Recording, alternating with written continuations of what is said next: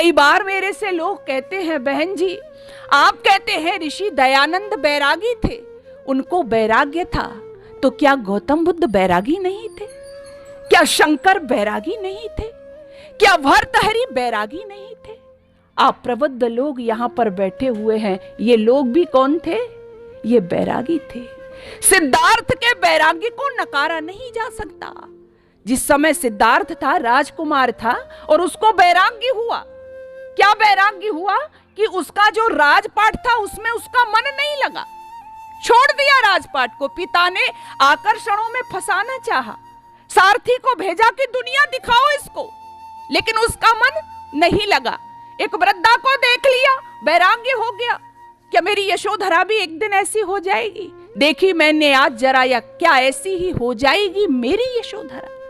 क्या मिट्टी में मिल जाएगा वर्ण सुवर्ण खरा? धिक तेरे रहते मेरा चेतन जाए जरा। कहा मुझे नहीं देखनी दुनिया, लेकिन सारथी फिर ले गया। एक व्यक्ति को देखते हैं, अर्थी जिसकी जा रही है, फिर वैराग्य हो गया, मुझे अब नहीं जाना। और आप सबको पता है कि रात में अचानक से अपनी पत्नी बेटे को सोता हुआ छोड़ करके क्या कहा? घर छोड़ दिया, चले गए।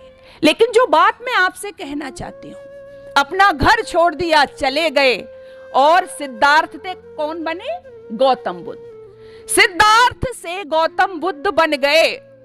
लेकिन जब गौतम बुद्ध बने तो अपना प्रवचन करने के लिए प्राव्रज्या उन्होंने ली। कहां आ गए? कहां आ गए? श्रावस्ती में। श्रावस्ती में आए। जब श्रावस्ती में आए, बड़ा सा मंच लगा, वहां से उनका व्याख्यान होना है। मंच से व्याख्यान की तैयारी चल रही है, बड़े झुंड जा रहे हैं। क्यों? क्योंकि जो राजकुमार था वो प्रव्रज्या लेकर के बड़ा संत बन करके आया है, देखने की भीड़ लगी है उसको। लेकिन जब वो प्रवचन कर रहे हैं गौतम बुद्ध, और भीड़ उनके सामने बैठी है, तो उस भीड़ में उनकी निगाहें किसी को ढूंढ रही हैं। किसको ढूंढ रही थी निगाहें? वो निगाहें ढूंढ रही थी किसको? पत्नी यशोधरा को, कि शायद वह भी मेरे इस व्याख्यान में आई होगी। देखा, लेकिन कहीं नजर नहीं आई। उधर यशोधरा ने भी सुना कि पति आया है। बोला होगा किसी के लिए। गौतम बुद्ध रात को कायरों की भांति घर को छोड़ के गया है। अरे हम जो छत्राणी हैं, हमारी बात देखिए, हम तो जो हमारे वीर योद्धा युद्ध में जाते हैं, उन्हें हंस हंस करके विदा करती हैं, उनको तिलक लगा करके विदा करती है। तो आप तो सन्यासी हो रहे थे, कम से कम आपके जीवित रहने की तो इच्छा थी, कभी देख तो सकते थे, लेकिन बिना बताए चले गए। होगा किसी के लिए सन्यासी, होगा किसी के लिए गौतम बुद्ध। नहीं जाऊंगी। जब व्याख्यान में नहीं दिखा यशोधरा को, तो द्वार तक पहुंच गए भिक्षा लेने के लिए। क्या समझ में आया? गौतम बुद्ध बनकर के श्रावस्ती में आए। वैराग्य तो था, लेकिन व्याख्यान में पत्नी को ढूंढ रहे हैं, अपनों से मिलने की आशा, दिलाशा अपने द्वार तक ही चलाई। मैं संदेह नहीं कर रही उनके वैराग्य पर, लेकिन उनके मन में एक आशा थी। शंकर का नाम आपने सुना होगा, वैराग्य उन्होंने भी लिया था, बड़े वैरागी थे।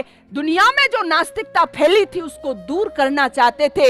एक माँ का इकलौता बेटा शंकर, माँ नहीं चाहती थी कि बेटा बैरागी बने, लेकिन झूठ मूठ को एक उन्होंने एक भ्रम फैलाया। एक दिन जब स्नान करने के लिए गए तो कहा कि मगरमच्छ ने मुझे पकड़ लिया, गंगा में घुस गए।